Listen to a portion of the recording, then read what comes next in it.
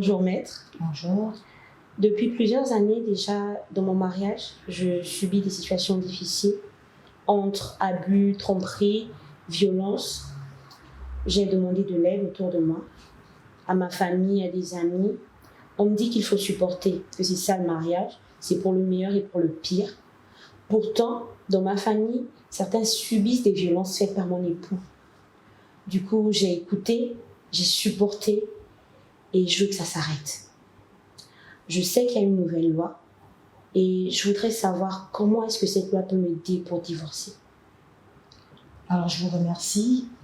La question relative au divorce est prévue par les dispositions de l'article 266 de notre Code civil dans sa première partie.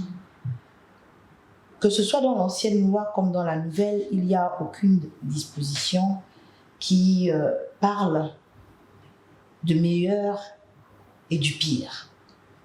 Lorsque surviennent des situations imparables, telles que vous l'avez fait observer, vous avez la possibilité de saisir le président du tribunal aux fins de divorce. La particularité avec la nouvelle loi 004/2021 du 15 septembre 2021 est qu'elle a apporté quelques spécificités à l'article 266 sur les conditions du divorce qui, sous l'ère de l'ancienne loi, paraissaient parfois confuses, sinon incomplètes.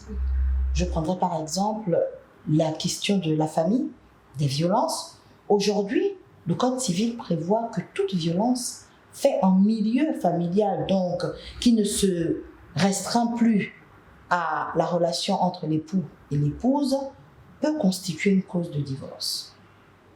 Toute violation au sein de la famille est cause de divorce.